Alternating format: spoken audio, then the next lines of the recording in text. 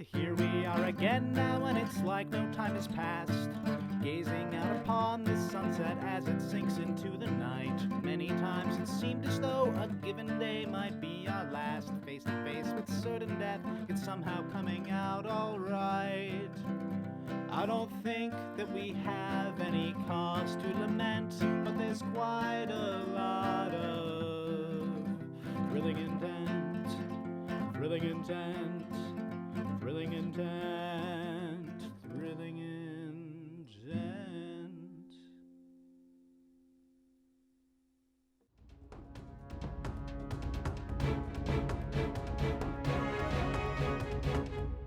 Well, this problem might be twofold. Your friend over there seems disinclined to talk to you or give you any further insight. Like, your hearts are very much open to each other. That much I can recognize. The fact that you exist here is an act of kindness, and you should cherish that. However, at the same time, seeing somebody at their weirdest can be rather weird. This is more, oh no, I apologize. It sounds like I'm giving life and relationship advice. This isn't the intent. However, this is probably no. This is very, very central to the problem at hand. Believe me. They popped into one of my dreams when I was still a kid getting chased by an owlbear. Bugbear? I can't remember which one it was. Not important. These are likely issues to share during your waking moments. These subconscious flashes provide a glimpse into each other's minds, but only because you're offering each other safe haven in stormy waters. Were you thrown into your own mind or your own subconsciousness, bamboozled by the dream if you were, you would likely be locked away forever. It's an act of latent dreamwalkers to be able to offer solace, respite to others, to offer them a port in these stormy waters, to provide them a safe haven within their own subconsciousness, even as they submerge beneath the waves of their own. I'm sorry, I'm looking at the ocean. My metaphors are rather guided. Getting a little bit poetic there. So if I'm listening to you right, does that mean that we need to talk about our thoughts and feelings in the real world?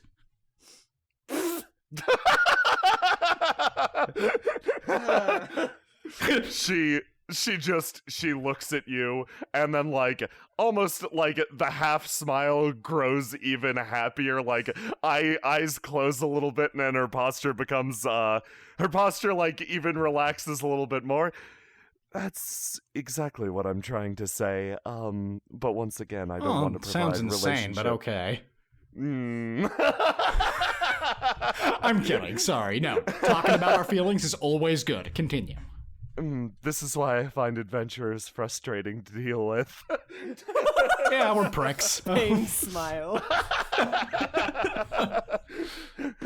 I'm sure saving the world is very important at the moment, but at the same time, probably getting to know each other might prevent situations like this. Okay, well, it's not as though we've had to deal with being pulled into our friend's subconscious before. So the two are kind of I just feel like I'm being a little judged right now. She holds up her fingers, like making a little bit like distance, like.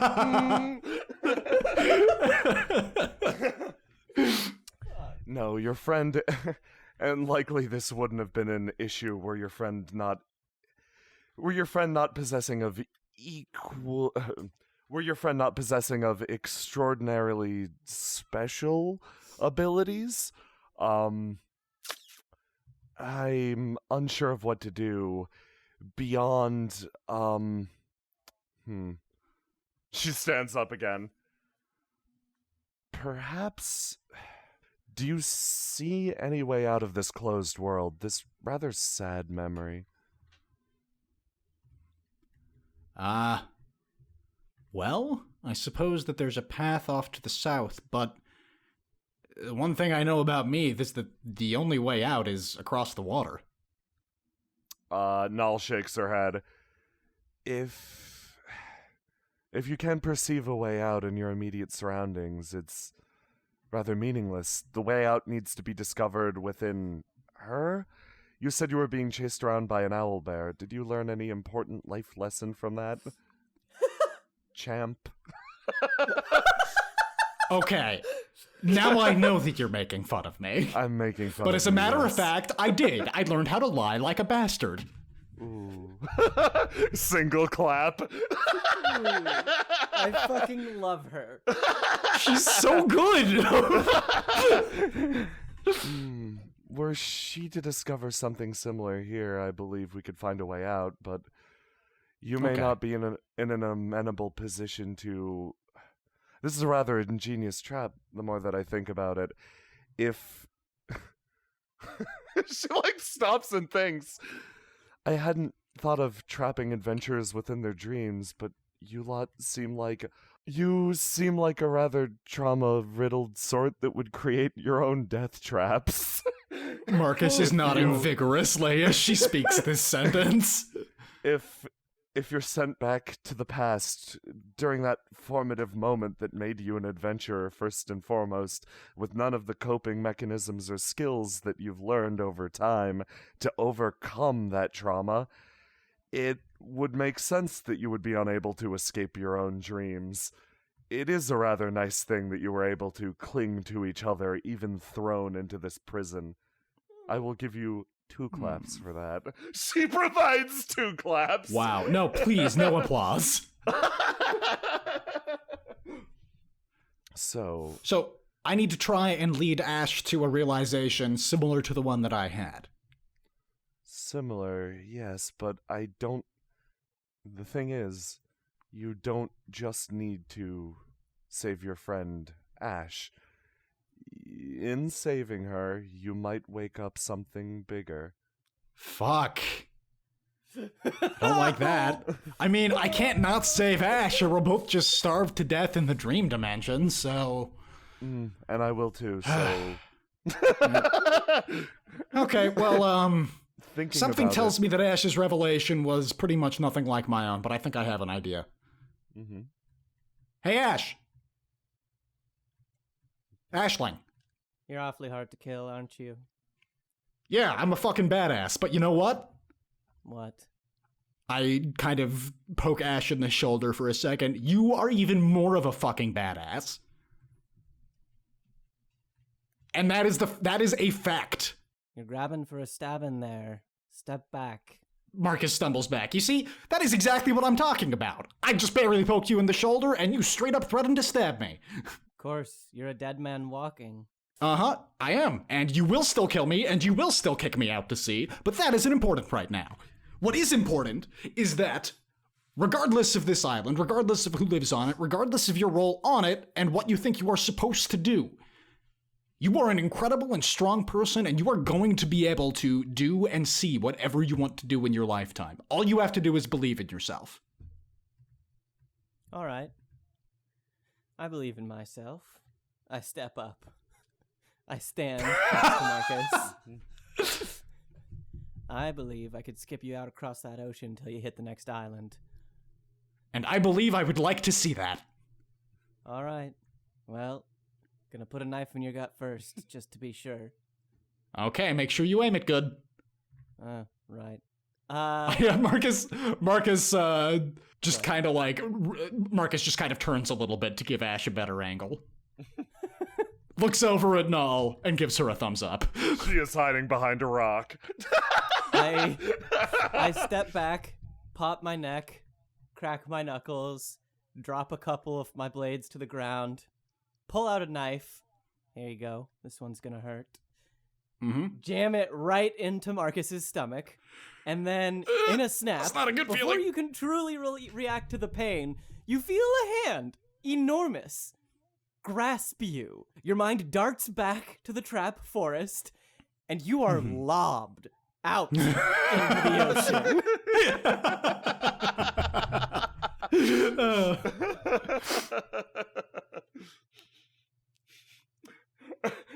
Boy, he really went far now, didn't he?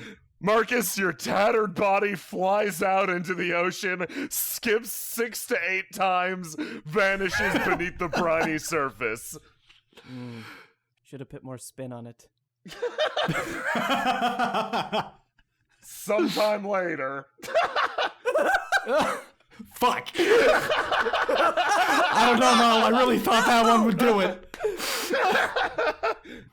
She drags you back up on shore, sopping head to toe, throws you down on the ground, pulls the knife out, pulls you back up to your feet. We make good progress there. You think? You think? Really? Yeah. For example, I know exactly what we're dealing with and why it's a problem.